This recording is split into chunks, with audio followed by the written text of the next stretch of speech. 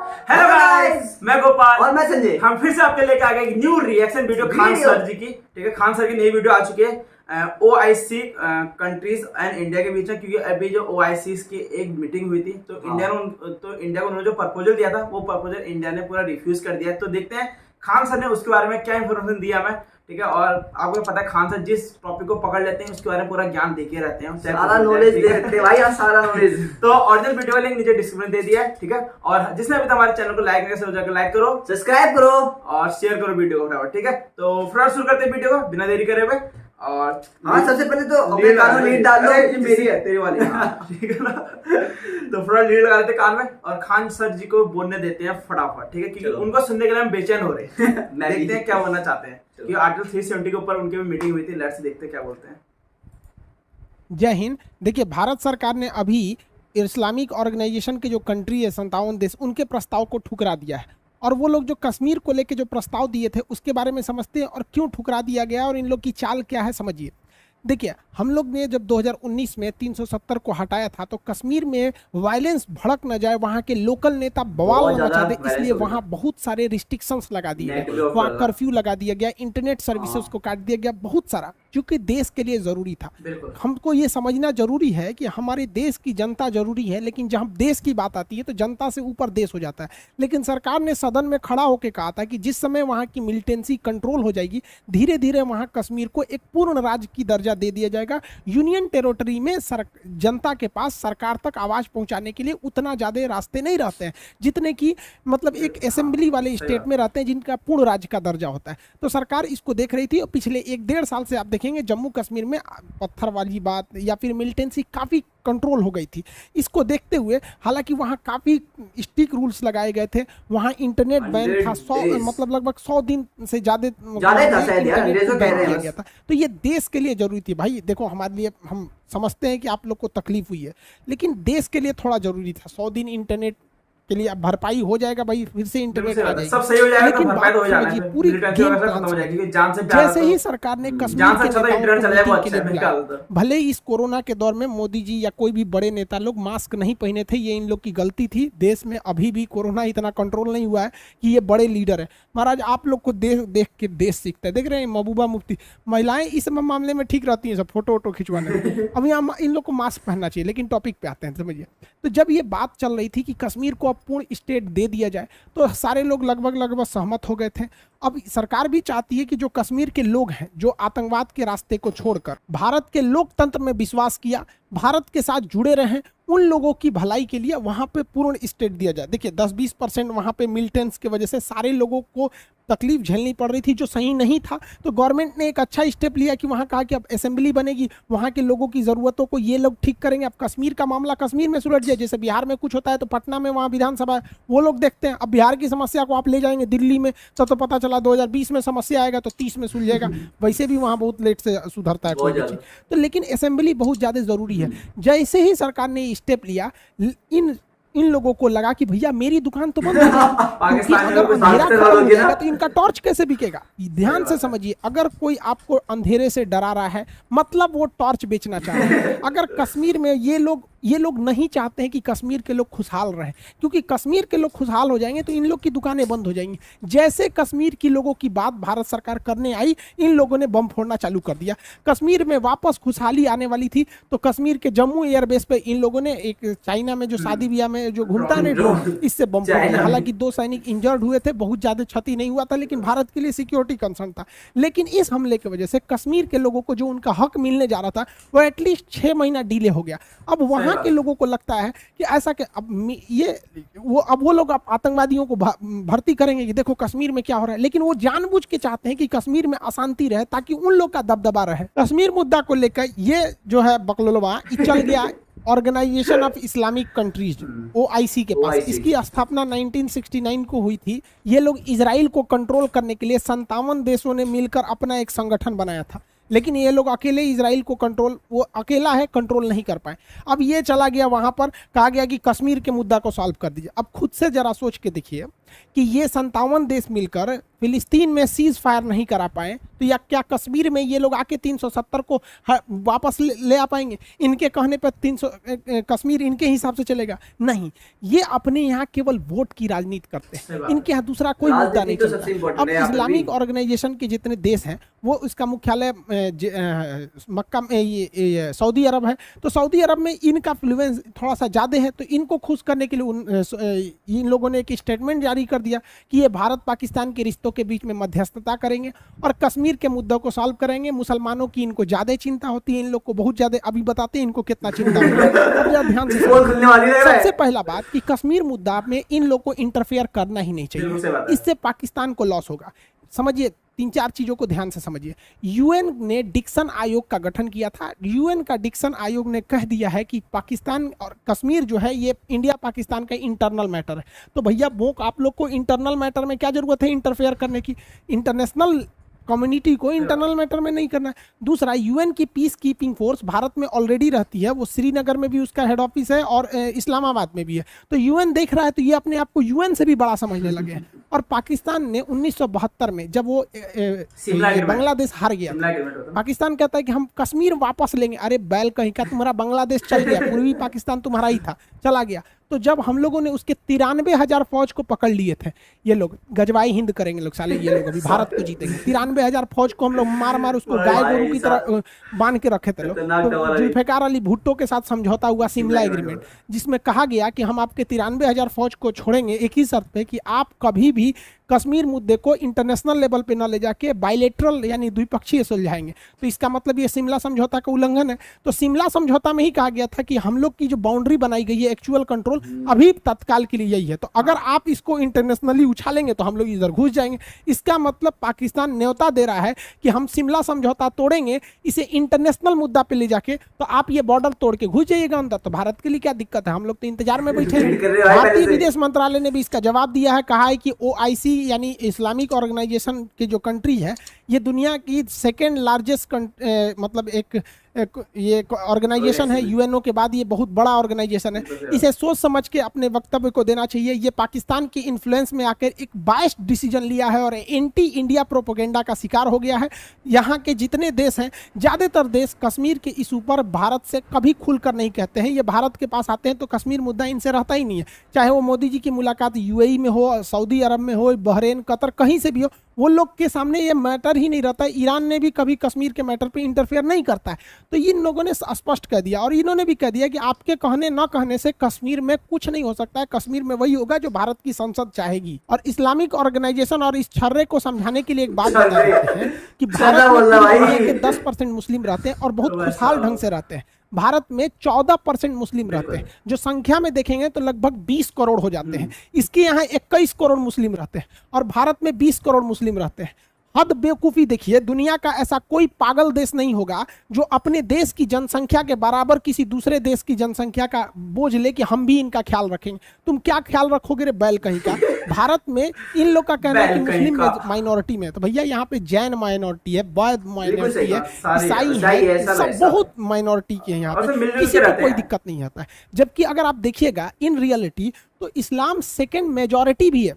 आप माइनॉरिटी कह सकते हैं कि ज्यादातर राज्यों में माइनॉरिटी है, तो पूर्वोत्तर में हिंदू धर्म भी क्या चीज है, माइनॉरिटी है, बट वो सेकंड मेजॉरिटी भी है साथ साथ है। इसको क्या जरूरत है हम लोग के मैटर में इंटरफेयर करने की? हमारे यहाँ ऑलरेडी जो जहाँ है, कोई बिजनेस में है, कोई जॉब में है, सब अपने जगह पे सेटल है। ये ससुरा जानबूझ के इंटरफेयर करता है हम लोग के मैटर में। ये कहेगा कि कश्मीर में मुसलमान सुरक्षित नहीं है। पाकिस्तान के मुसलमानों का हाल देखिए, ये सिया सुन्नी के मस्जिद में बवाल हो जाता है, वहाँ बम फोड़ देगा, वो उसको बम फोड़ देगा। सोचिए, मस्जिद नमाज पढ़ने की जगह है, यहाँ बम फोड़ दिया जाता है और आए दिन आपको महीने में 1-2 फ्राइडे के दिन कहीं ना कहीं बम फोड़िए देगा।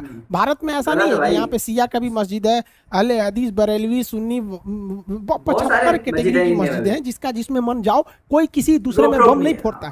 ये हमारे देश की संस्कृति है। और ये वो लोग कहते हैं कि जिनके यहाँ सुरक्षित है मस्जिद, यहाँ पर देखिए इस बच्चे को क्या दोष है। इस छोटे से बच्चे पे बड़ा दया आती है।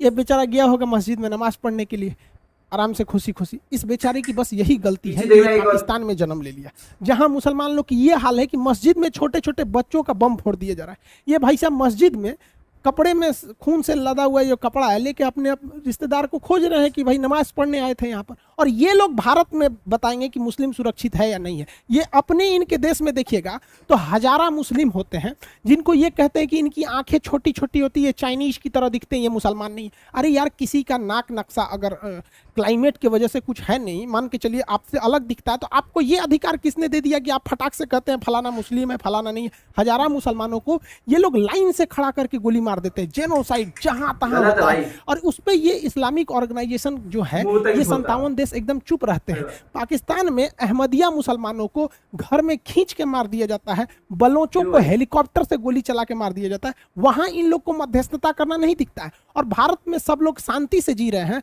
भाई, यहाँ गंगा जमुनी तहजीब से हर इंसान मिलते जुलता रहता है। हाँ, जहाँ लोग रहते हैं कुछ आपसी छोटे मोटे विवाद भी होते हैं, तो आपस में जहाँ रहता है वहाँ लोग होता ही, तो हम लोग अपने में सॉल्व कर भी लेते हैं यहाँ पर। लेकिन ये लोग एंट्री करेंगे यहाँ पर, इनको लगता है, बताइए, ये इस्लामिक ऑर्गेनाइजेशन ये एक धार्मिक देश है। खुद जरा मेंटेलिटी देखिए, ये धार्मिक संगठन उस देश पर उंगली उठा रहा है जो देश सेकुलर है। हमारे देश में कोई जैन, बौद्ध, ईसाई, इस सब धर्म के लोग रहते हैं और सब मिलजुल के रहते हैं। इंटरनेशनल सर्वे में बताया गया था, मेनली भारत में तो सबसे बड़ी मेजॉरिटी हिंदू है, सेकेंड मेजॉरिटी मुस्लिम है। तो इसमें क्या हुआ था, एक सर्वे में बताया गया था कि 91% हिंदू लोग का ये बिलीव है कि कोई भी दिक्कत नहीं है हिंदू मुस्लिम का यहाँ पर, और 89% मुसलमानों का भी कहना है कि कोई भी दिक्कत नहीं है यहाँ पर। जो रियलिटी है यहाँ पे कोई दिक्कत नहीं है, दो चार तो नेतागिरी के चक्कर में इधर उधर हो जाता है, कोई यहाँ भारत में दिक्कत नहीं है। लेकिन भारत में भी कुछ लोग का कहना है दिक्कत है। तो भैया, भारत जैसे देश में अगर किसी को खराब लग रहा है, हम किसी का नाम नहीं लेते हैं, लेकिन हम कहते हैं कि अगर भारत में किसी को खराब लग रहा है तो उसके लिए दुनिया में कोई जगह ही नहीं बचा।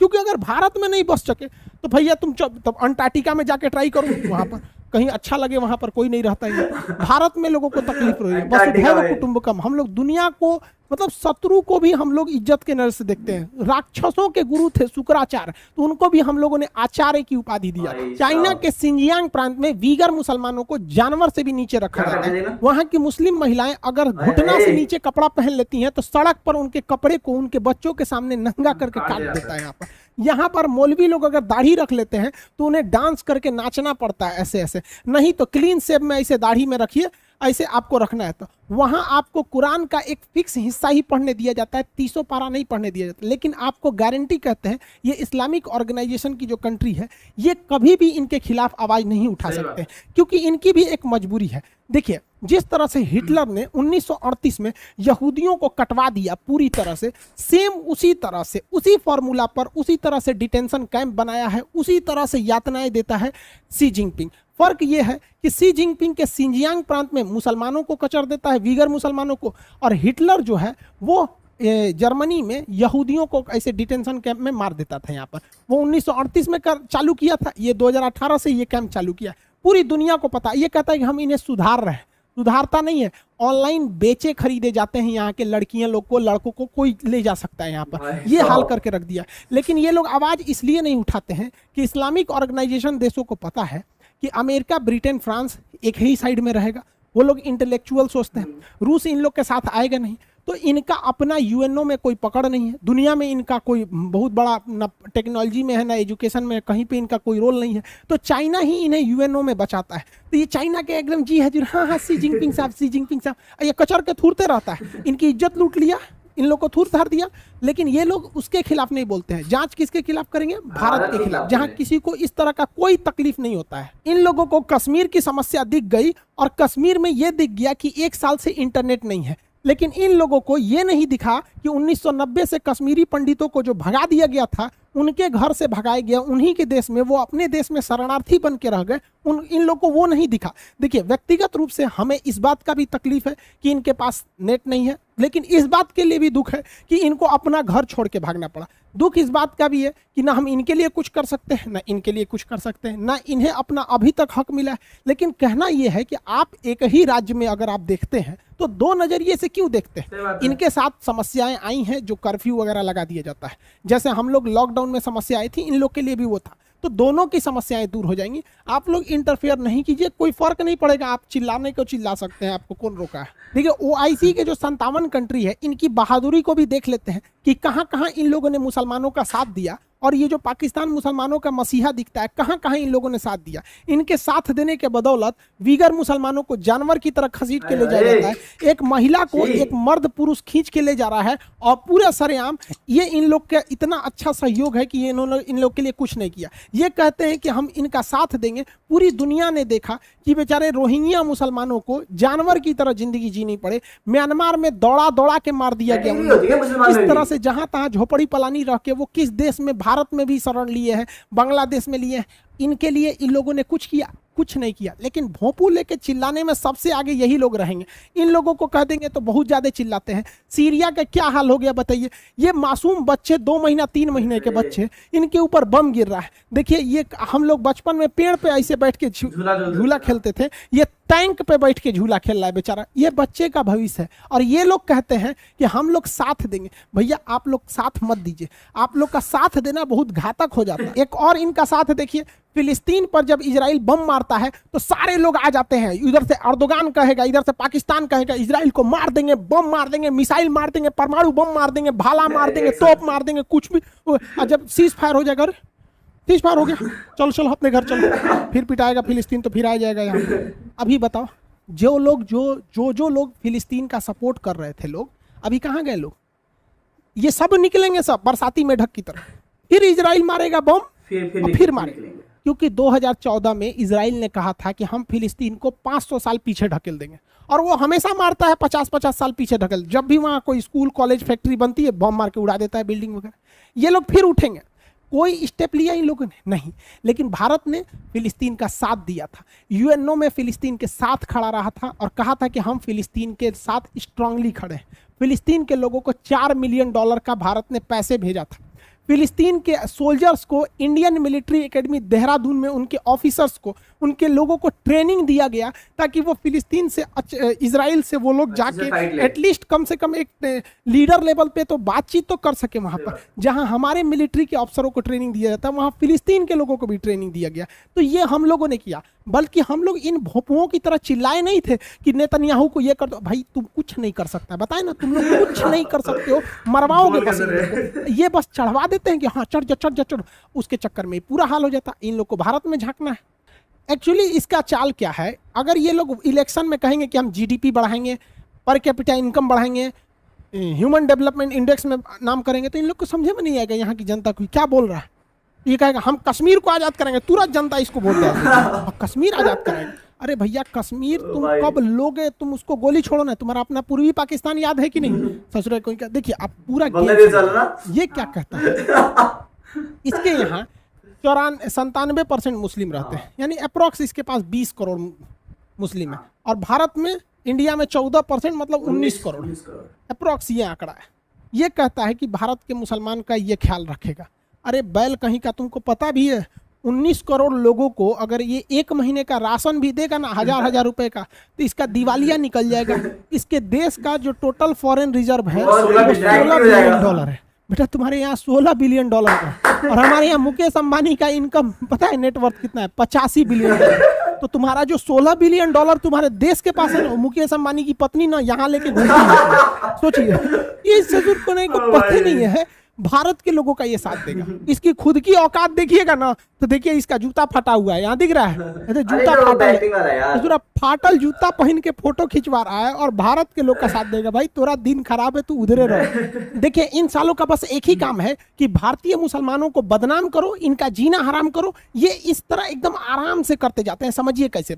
राहुल गांधी अपने जगह पे सही है, लेकिन बस इनका मियां खलीफा 3 से 4 बार तारीफ कर देगी, हम राहुल गांधी के साथ हैं, हम हमेशा इनके लिए साथ रहेंगे, इनको आगे बढ़ते हम देखना चाहते हैं। बस इस स्टेटमेंट की वजह से इनके कैरेक्टर पे सवाल उठने लगेगा, जबकि ये अपने जगह पे सही है, इनको कोई लेना देना नहीं है। वैसे आप एक और एग्जांपल से समझिए, हम पाकिस्तान से हमको कोई मतलब नहीं, लेकिन अगर हाफिज सईद 2 से 3 बार बस मेरा तारीफ कर दिया कि हम खान सर के साथ हैं, खान सर को कुछ नहीं होने देंगे, जब तक जिएंगे खान सर के लिए जिद्दोजहद करेंगे, हमको लोग आतंकवाद की नजर से देखने लगेंगे। ऐसा क्यों होता है समझिए, क्योंकि होता क्या है कि एक अमृत में इतना ताकत कभी नहीं है कि वो नाली के पानी को ठीक कर सके, लेकिन नाली के पानी में इतना ताकत जरूर होता है कि वो पूरे अमृत को बर्बाद कर सकता है। इसीलिए जब गलत इंसान आपका साथ देता है ना, तो वो आपको साथ नहीं दे रहा है, बल्कि वो पोलाइटली बहुत धीरे धीरे आपको बर्बाद कर रहा है। तो ऐसे लोगों का साथ देना ही आपके लिए दुश्वारी हो जाती है। यही होता है भारतीय मुसलमान के साथ। ये साला पाकिस्तान वाला अपने फायदा के लिए दिन भर कहेगा हम भारतीय मुसलमानों के साथ हैं, हम कश्मीरियों के साथ हैं, हम उनके साथ जिद्दोजहद करेंगे, हमारे पास परमाणु बम है, मार देंगे, मुसलमानों को बचा के मारेंगे। अब आप बताओ कौन सा साला परमाणु बम को पता है कि आगे वाले का जाति धर्म क्या चीज है, हिंदू मुस्लिम जैन सिख ईसाई क्या है, लेकिन ये जरूर बोलेंगे। इससे क्या होगा, इन लोग की बदनामी हो जाएगी और ये कहेंगे हम तुम्हारे साथ खड़े रहते हैं। तो भैया इन लोगों को भी सोचना चाहिए, भारतीय मुसलमानों को, कि भाई इन लोग को समझाओ कि भाई हम जैसे हैं सही है, हमें कोई जरूरत रहेगी हम अपने हिसाब से अपने गवर्नमेंट से मांग लेंगे। अब तुम लोग दे क्या सकते हो ससुर, तुम्हारे पास है क्या चीज जो देगा? ये बस बदनामी कर सकते हैं हम लोग की। ये अपने देश के चुनाव में बोलता है कि भारत के मुस्लिम इसके साथ में, अरे ससुरा जूता से मारा जाएगा, तोरा को समझ में नहीं आता है। इसको लगता है 2-4 को इसको टेलर दिखाना पड़ेगा। चलिए इसको दिखाते हैं। देखो भाई देखो, 1947 में जब देश आजाद हुआ तो अंग्रेजों ने कहा कि जिस राज्य को पाकिस्तान के साथ मिलना है या जिसे भारत के साथ मिलना है मिल जाए, स्वतंत्र रहना है तो रह जाए। तो कश्मीर कहा कि हम स्वतंत्र रहेंगे, राजा हरि सिंह। तो पाकिस्तानी आतंकवादी वहां घुस गए। तो ये राजा हरि सिंह की गलती थी, वो नेहरू के पास भागे भागे आए कि हमारी मदद कीजिए। तो सरदार वल्लभ भाई पटेल ने कहा कि पहले साइन कीजिए, भारत में मिलेंगे तब मदद करेंगे। तब बोला गया, तब ब्रिगेडियर उस्मानी अपनी फौज लेके पहुंचे थे और ब्रिगेडियर उस्मानी ने 900 पाकिस्तानियों को भारत की पहली लड़ाई जैसे जैसे देश आजाद हुआ ना, सुता दिए उनको कब्र में, वहीं पे बैठा के। और याद आपको जानकर ताज्जुब होगा कि जहां पर ब्रिगेडियर उस्मानी को भेजा गया, ये अपनी पलटन लेके जब वहां पहुंचे तो आज भी जगह वो हमारे लिए लाइन ऑफ कंट्रोल बन गया है। वहां से एक कदम पाकिस्तानी आगे नहीं बढ़ पाए। वो नेहरू की गलती थी जो इस मुद्दे को लेकर चले गए यूएनओ में। अगर भारत के फौज को दिए रहते ना, तो ये भारत के जो फौज है, इनके दामाद लोग, ये उसी समय पूरा कश्मीर निपटा लिए रहते लोग। यकीन मानिए, अगर उस समय ये मामला यूएन में न गया रहता और भारतीय फौज के पास रहती, तो पाकिस्तान आज कहता इस्लामाबाद मेरा है। अभी कैसे कहता है कश्मीर मेरा है, वो इस्लामाबाद के लिए चिल्लाता, क्योंकि इन लोग के आगे नहीं टिक पाता। एक और देखिए, इस ससुरा कहता है यहाँ पर क्या क्या, बीर अब्दुल हमीद 65 की लड़ाई में ये चट्टा कहीं क्या, ये अमेरिका से पैटर्न टैंक लाया था सब, 7 गो पैटर्न टैंक। और इस टैंक की खासियत थी कि इसे कोई मार के गिरा नहीं सकता है। बीर अब्दुल हमीद के पास ये जीप वाला गन था, इससे मारना मुश्किल था। इन्होंने 7 टैंक को मार के गिरा दिया। अमेरिका में रिसर्च टीम बैठी कि मारा कैसे मारा भाई साहब इसको यहाँ पर। इसको ये बदनाम करता है भारत के मुसलमानों को, कहता है कि हम तुम्हारे साथ है। भाई हम लोग थूर देंगे लोग तुम लोग को इतना बढ़िया से कि इलाज ना मिलेगा कहीं। इसको एक और एग्जाम्पल देखिए, देख भाई फटा जूता वाला, देखिए यहाँ पर तुमको बताते, ये अब्दुल कलाम साहब। अब्दुल कलाम साहब ने ये जो अग्नि 5 बनाया ना, ये परमानेंट तुम्हारे बवासीर का इलाज है। एकदम मार के फाड़ देगा, पूरा लाहौर उड़ जाएगा। देखिए भारत की विदेश नीति बिल्कुल स्ट्रांग है, इसको कुछ अता पता है नहीं। इसके यहाँ पे अभी तालिबान वाले ने बम फोड़ दिया, तो जो पाकिस्तान में तालिबान है उसको ये कहता है कि ये गलत आतंकवादी है, और जो अफगानिस्तान में तालिबान है उसको ये कहता है कि वो सही आदमी है। अब तालिबान वाले का क्या मैटर चल रहा है उसको भी समझा देंगे। आई होप आप ये ऑर्गेनाइजेशन ऑफ इस्लामिक कंट्रीज जो था, OIC की मीटिंग वगैरह, उससे कोई तो फर्क नहीं पड़ा। हालांकि वो वहाँ के ज़्यादातर कंट्रीज कश्मीर इशू में इंटरफेयर होना नहीं चाहते हैं। बाकी भाई साहब तुम भारत के यहाँ देखना छोड़ दो, तुम्हारा अपना परमाणु बम है क्या है अपने पास रखो, ये जूता सिलवा लो। नहीं दिक्कत है तो फिर अपना पेटीएम उटीएम नंबर दो, हम भेज देंगे, जूता सिलवा लो। ठीक है, मिलेंगे नेक्स्ट क्लास में। जय हिंद। ठीक है, गजब सही था भाई साहब, क्या वीडियो है, फुल नॉलेजफुल वीडियो। और एक जो कहते हैं ना इंटरनेशनल डिप्लोमेसी, खान साहब ने अच्छे से बताते हैं चीज के बारे में भाई, कि कौन सा देश किसके साथ है, क्यों है क्यों नहीं है। इंडिया में जितने भी मुस्लिम रहते हैं, अभी इंडिया में 14% मुस्लिम रहते हैं, अराउंड 20 करोड़ मुस्लिम है, कोई छोटी पॉपुलेशन नहीं है, बहुत ज्यादा भाई, 20 करोड़ भाई। पाकिस्तान के तो 1 करोड़ ज्यादा उसकी पॉपुलेशन है, बस ज्यादा बस, ठीक है ना। इंडिया में 20 करोड़ मुस्लिम रहते हैं और सब हंसी खुशी रहते हैं। तो मुझे लगता है इन लोग, लेकिन ठीक है उनका भी अपना पॉलिटिकल मामला है, अगर वो ये नहीं उठाएंगे पॉलिटिक्स में कैसे जाएंगे। ये भी सही। पाकिस्तान ने मुद्दा से पॉलिटिक्स के लिए तो उठा रहा है, बाकी उसे क्या मतलब है, उनके अपने घर में खाने के लाले पड़े, यहाँ वालों क्या घंटे खिलाएंगे कुछ भी, है ना। तो यार यही था इस वीडियो में, बट मेरे ख्याल से तो भले OIC में कितनी भी मीटिंग हो जाए, कितनी काउंसिल बैठे, क्योंकि OIC में जितने भी कंट्रीज हैं उससे मैक्सिमम जो कंट्रीज है उसे इंडिया के इस जम्मू कश्मीर वाले मामले से कोई मतलब नहीं होना है। यार उनको भी अपनी विदेश नीति देखनी है फॉरेन, उनको अपना फॉरेन के मामले देखने हैं। अगर भारत से पंगे लेने लग गया तो कैसे काम चलेगा। सिंपल सी बात है, ये सब कहने वाली बात है। पाकिस्तान जहाँ जाए कोई फर्क नहीं पड़ता इससे। और जम्मू कश्मीर और वैसे शिमला समझौते में बात साफ हो गई थी कि इंटरनल मामला और इंटरनल मामले में कोई बाहर का बोल नहीं सकता। अगर वो उल्लंघन करेंगे तो इंडिया वाले भी एलओसी पार करने में मजबूर हो जाएंगे। फिर तो कोई चारा नहीं बचता, क्योंकि लिखा हुआ समझौते में साफ साफ कि अगर तुम इसमें किसी तीसरे बंदे को लाओगे तो हम आगे बढ़ जाएंगे।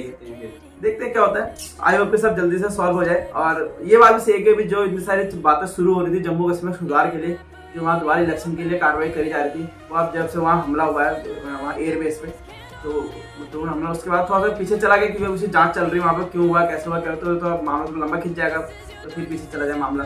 ठीक है, तो ये सब पाकिस्तान वालों की चाल है, जो भी हो। खैर कोई नहीं, इंडिया वाले सब सुधार के रहेंगे, सब सुधार करेंगे। तो आई होप आपको वीडियो अच्छी लगे तो सब लोग जाके वीडियो को लाइक करो, शेयर करो, चैनल को सब्सक्राइब करो। ठीक है, तो कल फिर मिलते हैं आपसे एक नई वीडियो में, तब तक के लिए सब बाय बाय।